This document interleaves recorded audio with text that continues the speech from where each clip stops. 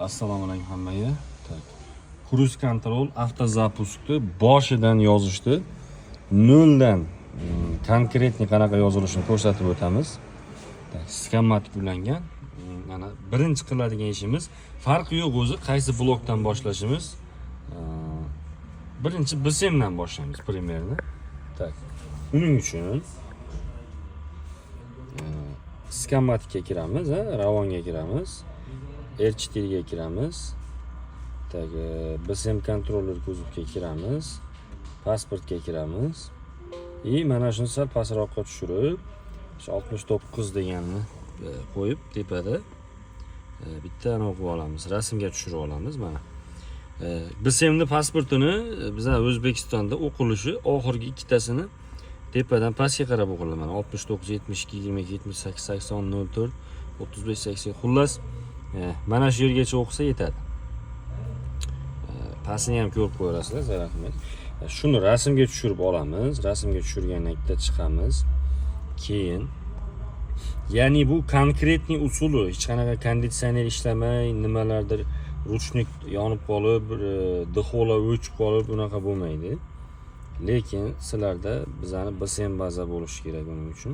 Yoki o'zingizda bo'lsa ham farqi yo'q. Kimdandir olgan bo'lsangiz. DPS arshga kiramiz. DPS arshga kirsak, BSM bazamiz bor. Mashin 25-yil. Mana 25-yilda 23 dan 25 gacha 5-6 xil pasport chiqqan o'zi. Bizda hammasi bor. Bir maketin kirib, mana bitta papkaning ichida, masalan 2023 Cobalt BSM New degan papkada bitta pasportimiz, bitta faylimiz bor. Agar mana shu pasport rasmga olganimiz bilan bir xil bo'lsa, ichiga kirib solishtiramiz. Mana telefoningizni bunday qo'yasiz, solishtirasiz. 69, 72, 22, 78, 80, 04, 35, 87, 18, 71 ekan bu. Bizlarda 13 edi. 18 dan keyin 13 edi. Bu emas demak. Keyin sekin chiqamiz. 25-yil bo'lgan bilan shu 23, 24-yillari tekshirib ko'raverasizlar. Shulardan bittasi tushadi aniq. Hozir biz mana bunga kirdik. Ketma-ket shunday kelaverasiz. Endi masalan bunga kirib ko'ramiz. Kiramiz. Qarang, mana 69, 72, 22, 78, 80, 04, 35, 87, 18, 13, 84, 96, 69, 12, 11, 09. Demak, mana shu faylimiz tushadi bizga.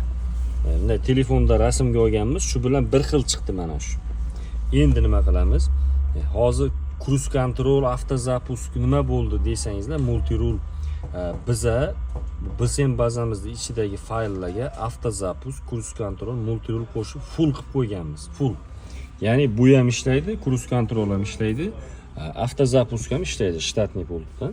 Sizlar faylni pasportini solishtirib yozsangizlar bo'ldi. Endi chiqib ketib DPS ga kiramiz. DPS ga kiramiz. Birinchi nima qilamiz? BSM ga yozish uchun jet controller info ga BSM ning adresini qo'yamiz. 40 qo'yib read info qilamiz.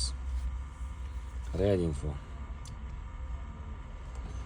Ya'ni ma'lumotlarini, pasport, VIN nomer ashula chiqishi uchun qilamiz. Mana bu yerda ham chiqaradi pasport, DPS da o'zida ham, lekin avvallari 2020, 21-22-yilgacha mana shu yerdan mana shu yergacha to'g'ri kelsa yozaverardik, eslaringizda bo'lsa agar. Chunki bundan pasti boshqacha bo'lmasdi, hammasi bir xil bo'lardi. Faqat mana bu 8004 degan joyda 8103 yoki 8003 ana shunday bo'lardi. Pasti to'g'ri kelar. Endi hozirgilarda mana 87 dan keyin bu yoqlari ham o'zgarib keladi. Ko'plarda. Shuning uchun bu yerdan DPS ga kirib 2-3 bo'lakka bo'lib rasmga olmasdan sxematikdan kirib bitta rasmga olsangizlar to'liq versiyani ko'rsatadi. Shu bilan solishtirib kiramiz. Endi biz ishni pishirganmiz u yoqda. Ya'ni pasportni solishtirib qaysi tushishini bilib qo'yganmiz. Shuning uchun hech narsaga qaramasdan primer OK'ni bosamiz. Select kalni bosamiz. Endi qaysi papkaligi esimizda bo'lishi kerak. BSM bazaga kiramiz. Biz hozir BSM ga yozyapmiz, ogohlantirib qo'yamiz. 2023 Uzduho Multistiklo Cruise Auto degan papkamiz edi bu. Kirsak, bu yerda qaraganlaringizdek pasportni poddesha qilmaydi, ya'ni ko'rsatmaydi, faqat fayl ko'rsatadi sizlarga. Shuning uchun ham papkaning nomini esda saqlash kerak. Mana ustiga 2 marta bosib yuklaymiz, pastga tushadi. Mana Doston Xorazm pastga tushadi. Biza buni primoy mana programni bossak 6-7 minutga qarab yozadi. Shuning uchun ham tez yozish videosi. Mana programni bosamiz. Mana program Popular TV tikkini bosamiz. Undan keyin mana bu faylni pasportini ko'rib olsangizlar, mana shunday ko'rsangizlar bo'ladi. Popular TV tikkini bosamiz. Dani bossak qaytib chiqadi bu yoqqa. Endi programni bossak 35-30 sekundda yozib tashlaydi. Mana agar hozir men programni bossam bo'ldi, yozadi. Demak, shu programni bossam bizlarda BSM bo'yicha hamma narsa hal bo'lgan bo'ladi.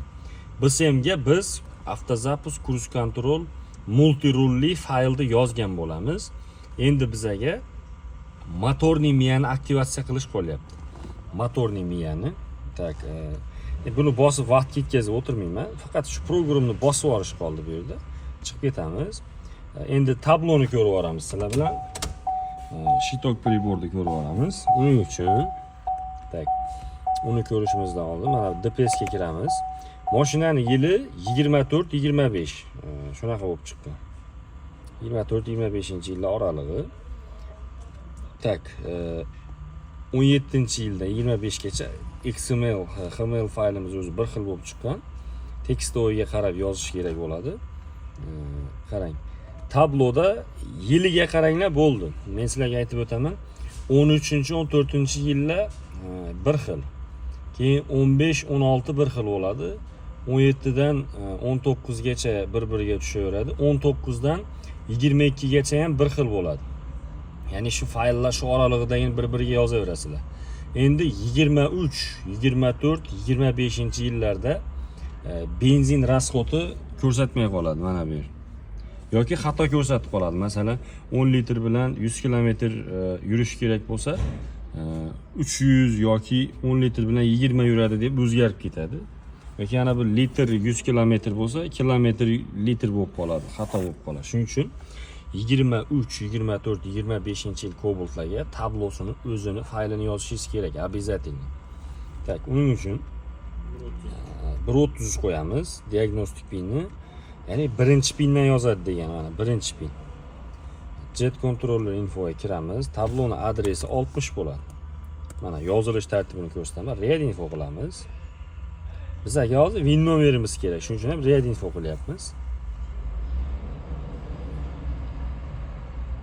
Masalan, 15-yil mashinami? 15-yil degan faylingiz bo'lsa, shuni yozasiz. 20-yilmi? 21, 22 yozaverasiz. 21, 20, 22 degan yozuvli fayllar yozaverasiz. Tak, mana uni kopiya qilib olamiz. Win nomerni kopiya qilib OKni bosib chiqamiz bu yerda. Endi bizaga select qilmas, endi eco configuration ga kiramiz. Ya'ni hozir qilayotgan ishimiz biz cruise control deganini qilamiz. Motorga ursak